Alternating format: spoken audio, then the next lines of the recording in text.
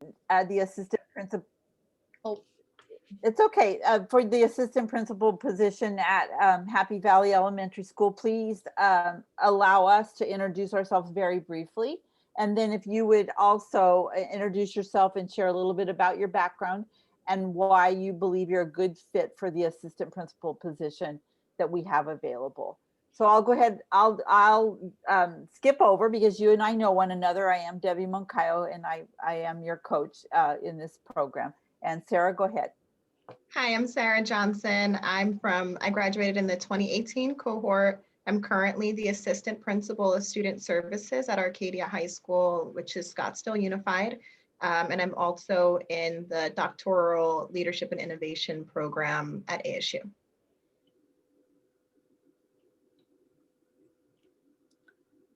Camille, you're muted.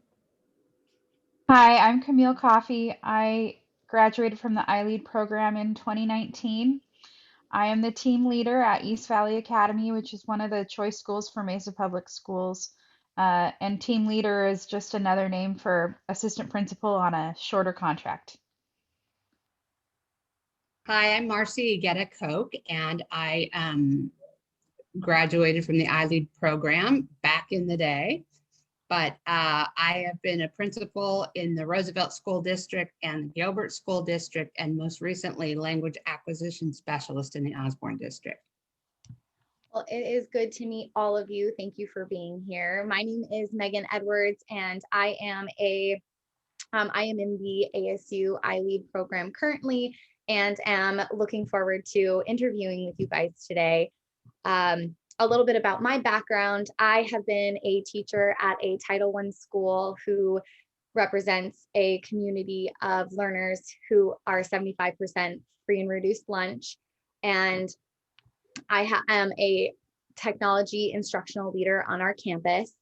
And I feel like I would be a good fit because I have so much experience in our school as a mentor teacher for the Teach program for ASU. So I've been supporting future teachers on our campus.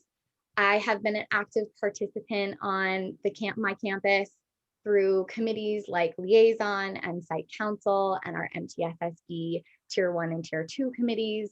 I've involved myself in the reading committee to Love to Read, and I enjoy that program so much. And it just helps me get a big, broad range of experience with all students on campus.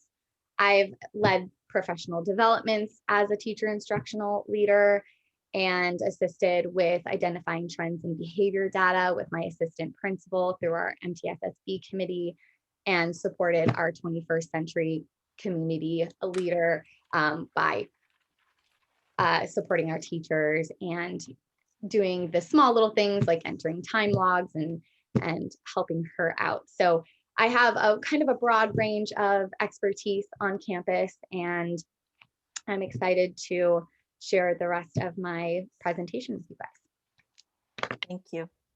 Yes. All right, I'm going to go ahead and share my screen. Are there any questions before I get started? No. All right. No. Thank you.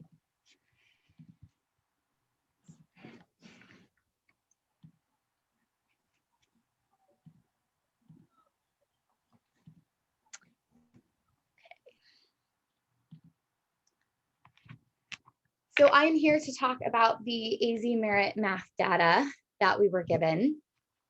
Here we go. And throughout this presentation, I'm going to speak to the overall trends that I've identified within the data, and then address strengths and challenges that I saw, as well as give some recommendations, and then talk about the action plan that I've created to help address some of these challenges.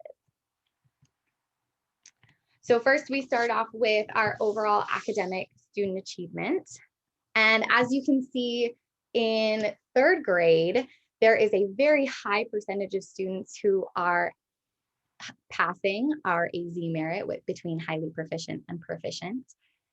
And then there is an increase between our 6th and 7th grade. So we're wondering what's happening in those grade levels and what kinds of things are they doing to achieve these types of proficiency. Some of the challenges that we see here are the incremental decrease from 3rd grade through 6th grade. So that's pretty much a total of a drop of 24%. So that's a concerning thing right there. So we're wondering what's happening. Is there a difference in teacher experience? And so that's one thing that I'm curious about looking at this particular data. Another challenge that I noticed was the percentage of students in 5th and 6th grade that are scoring partially proficient or minimally proficient. So some of my recommendations would be to identify the areas of weakness in math standards at each grade level and create grade level goals based on those areas of need and implement strategies to improve performance in math.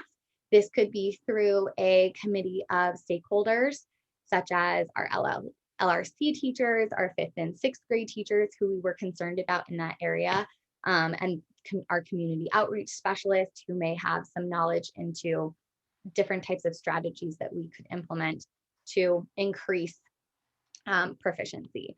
And then next, we have our proficiency by race. So here we see strengths being that increase of the majority of the races between 2017 and 2018. One of my questions here would be, how many students are enrolled between 2017 and 2018, as this could skew some of the data. But another challenge that we see is that the proficiency for our American Indian students has decreased. Another thing that we also see, another challenges that we could address, is the fact that our multiracial and Latino and African American student proficiency is lower than that of our white and Asian races by 9%. So a question that we could ask is, how many ELLs are in that Latino Hispanic range? So are we addressing that? And could we possibly, for our American Indian students, I'm going to hop to our next slide. Could we possibly address that through Native American tutoring or before and after school programs to help address some of those needs? So through that, identifying areas of weakness on those standards for our Native American students, since that was the area that was our biggest concern. And then further breaking this down by grade level and gender and teacher, and identifying some of the trends within that data. And then creating goals based on the areas of needs that present themselves as we break down the data. And then implementing strategies to improve performance in math, such as the tutoring that I talked about before. It left me with some questions like, how does this data, and I'll go back to that, how does this data compare to the state average? How many students, again, how many students are there? And how is that going to impact the proficiency of the majority of these races here? The next thing that we see is the proficiency by disability. So our strengths here are that the general education students have increased, and that's wonderful. However, there was no change in proficiency for students with disabilities, and there is quite a gap between that of the general education students and our students with disabilities. So one question that I have here is, what kinds of accommodations are we giving to our students with disabilities, and how is that impacting them? Also, how many students do we have in our special education classes between 2017 and 2018? So in order to address this issue, this lack of growth, we should be identifying areas of weakness, again, in our standards, our math standards, and further breaking this down and looking at the level of service that our students are being given to identify trends. So are they in inclusion classrooms? Are they working with their tier 3 interventions, so LRC? And then what are some of the goals that we can create based on those areas of needs, and then implement any strategies that we can to improve those students with disabilities and improve their performance in math. Next, we look at our English language learner proficiency. You can see quite a gap here, and that was the first challenge that I wanted to address, was how significantly lower they are than that of our general education students. However, there is a greater growth for our ELL students at 8% compared to the only 5% growth that our general education students had. So some of my questions here is, what has contributed to this growth, and can we sustain this growth across different content areas? I also question the percentage of ELLs that are basic or pre-emergent or intermediate. So that would make a difference on where to disaggregate that data and identify which students are struggling and in which areas.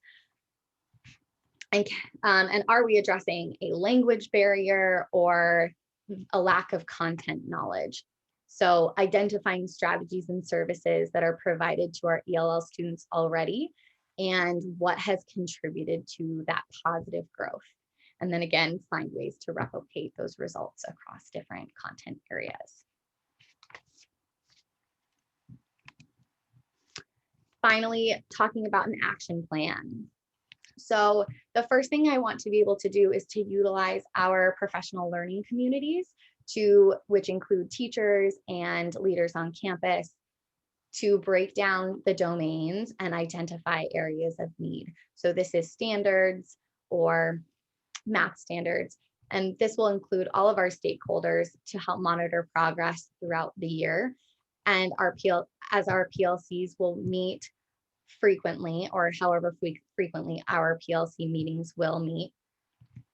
And then perhaps conduct universal fluency screeners for our students between 3rd and 5th grade, as that's the area of need, or 6th grade, since that's the area of need, as we saw that incremental decrease. And then create SMART goals between our grade levels to pinpoint focus standards that our teachers would like to address. So that will have been done in their PLC, being able to create those SMART goals so that they can reevaluate in the middle of the year and at the end of the year to see how much growth they've achieved. We'll also be monitoring this through formative assessments, such as our benchmark data and teacher classroom data, as well as general records that are being kept for our students. And we can make adjustments based on the conversations with all of our stakeholders and the progress monitoring that we have continued to do throughout the year, and our PLC collaboration. This action plan would help support our school-wide goals and allow me to help support our principal through the continuous improvement plan or integrated action plan, if there is one. And then I would be able to help us celebrate our growth, big and small. So as a community of learners, we are trying to celebrate the growth of our students.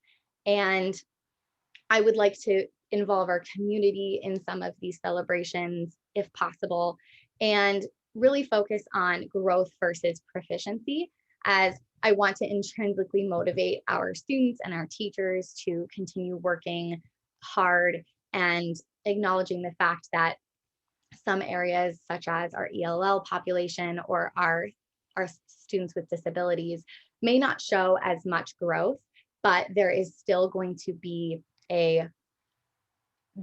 there is still positivity and there's still celebrations to be made, even if that growth is not significant. So thank you so much for listening. And are there any questions about my presentation?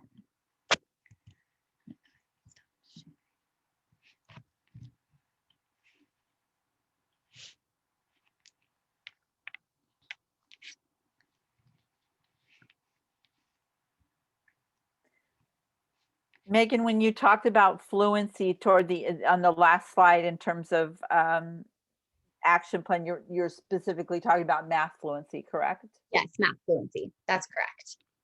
So I would, for between 3rd and 6th grade, talking about like math facts and the fluency that they need between then, because I feel like as focusing on math, you know, in 6th and 7th and 8th grade, the fluency isn't as they should have it by then, but being able to track that through those younger grade levels and helping assess that throughout the years. Thank you. Mm-hmm. Megan, so this is a school-wide change, so I am interested in knowing who you consider to be all of the stakeholders and how you will go about getting them on board, and how you will support them. Absolutely. So the stakeholders are going to be the teachers on campus, our LRC teachers, our ILLP teachers, the principal, our assistant principal, our instructional coaches, and involve them in this process to help support students on campus. Does that answer your question? So how will you, yes, partially, but also how will you get the buy-in from all of these stakeholders to move towards this large scale change? So in order to implement this and for them to be involved in this, I'd like them to see some of the, there might be other schools that have implemented some of these strategies, and for them to be able to see the growth and the data from that as well, and see how this might impact our students.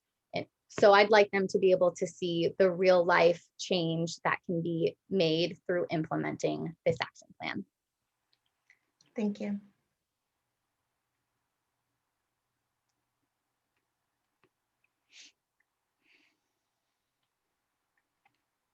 Any other questions?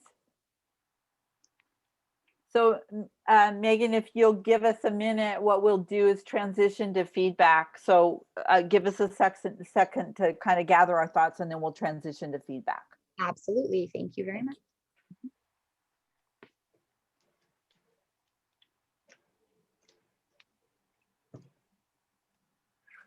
Megan, very well done.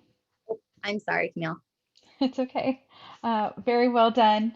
I feel like you have a really strong understanding of the variety of data points that need to be used when coming up with an action plan. So thank you for such a thorough demonstration of that. I would be careful of using acronyms before you define them for your audience. Don't assume that just because we're all in the education business that we all know exactly what you're talking about. So like MTSSB, those types of things. Yes. So I should have said multi-tiered systems for behavioral and support. Okay. Yes, and then afterwards you can use the acronym Cool. after you've defined it for us. You're very confident, and I think you will make a very strong administrator. Camille, thank you for your feedback. You're welcome. I felt that you were, Go ahead, Sarah. I felt that you were very confident, very calm and pacing of yourself. I loved the PowerPoint. I really like that on your data slides, you had the visual as well as you had written text as well, explaining what was in the visual. Because just as students learn differently as adults, we still have different styles. I know for me, I always get anxious when I see tables, even if I can understand them. So seeing the text under it definitely helps me in interpreting what you're going through. It reinforces it for me. So I really appreciated that. I also loved how you did your analysis. One thing that specifically stood out was when you were going through the demographic data, you celebrated that we're seeing growth with these particular races. But also when we look at that growth, we still see a discrepancy between our white students and our minoritized students. So even though there's growth, there's still area to grow. So I think that context there was really, was a great perspective to have. I also liked how you detailed your action plan. And also as you were going through, it came off to me that you were very focused on growing the systems that are already in place. And I think that does present well when you're interviewing, because you don't want to just come in and change everything. But these are some things that are already here. How can we improve them, or how can we already do some of the things that are working? So I think that was really strong in your presentation. You also said at one point that you wanted to focus on the growth rather than proficiency. I would keep that anytime that you're presenting. I think that's a really strong focus, that it's not just the data points, but the individual student also. I think their growth, and I think it's important that you focus on that, and that you did. I think another thing that you could add in your action plan is how can you influence the culture? So, because the students would be your stakeholders as well. How will you get them excited? How can you build that into the culture? Maybe that's signage in the hallways or pep rallies. And I know you had mentioned celebrations, but I think expanding on those things is really helpful as well, because it is a pretty big shift. There's a lot of people involved. How do we get them excited? How do we keep them excited? And I think focusing on, like you said, the growth rather than the proficiency will really help in that. So I was very impressed in your presentation. I think you'll do very well. I agree. Thank you. I love that you brought up the students. I definitely could have addressed our students more, since that's who we're catering to here. So thank you. I appreciate that. Absolutely. Marcy, I can't hear you. There you go. I was really impressed that you went through each specific step rather than keep it broad, which a lot of people tend to keep a very broad perspective of what they would do. You went down to find the area of weakness in the standard. So you're hitting the point that you want to get to. You're going to further desegregate the data, and you're going to look at grade level, gender, teacher, and then you're going to create goals based on areas of need. So you didn't just throw it out and say, hey, we're going to do this. You brought it down to very specific points, which really shows that you really understand what creating a plan looks like, to get down to the very smallest point, and then implement strategies to improve performance. Also, the fact that you brought up on the chart recommendations on the slides, as well as like when you presented the slide, it showed that you drew out the strengths and the challenges. So we don't have to sit there and kind of think about what those are for your own specific school. That was very impressive. Just overall, you did a really nice job, and I just love how you pulled it down to the very basics, starting from a broad area and brought it down to a very easy practice to work on and to pull together as a group and begin to work on those areas that you need. Thank you, Marcy. So I'll just kind of add to what everybody said. I agree with everything that everybody has mentioned. The overview slide that you presented was really effective. And I think that helped frame the whole presentation, because you told us what we could expect through each part of your presentation. I really appreciated that.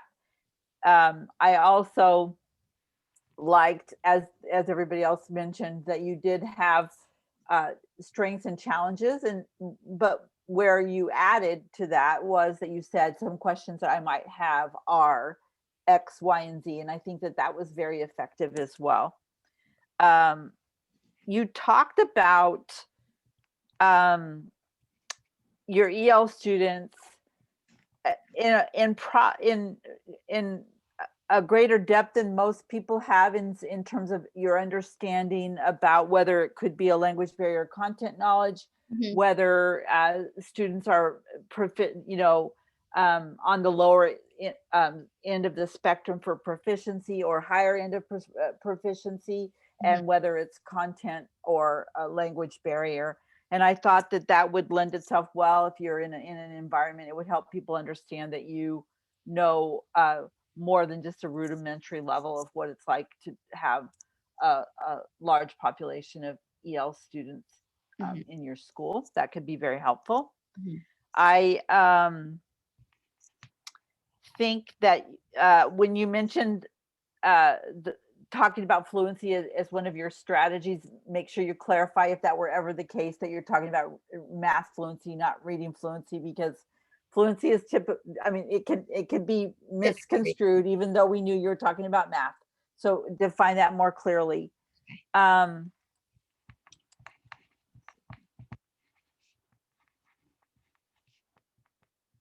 I think that's it. If you were nervous, I couldn't tell. I couldn't tell. So I do appreciate that you were calm. Couple of things, just finer points that I would say to you, that the overall presentation flowed very, very well, and your slides were very effective. I would avoid using the vernacular "you guys" when you're talking in an interview. We do it with our friends and with our, we do it all the time, but be mindful of that when you're in an interview, not to use that. If you can avoid it. It's not as professional. I agree. Right. And then I would just say to you that if you're in a position where you are really interviewing for a job, I would expect that you would be dressed it looks like you're wearing, I can't tell what you're wearing, Megan, but I would say to you that it's a dress.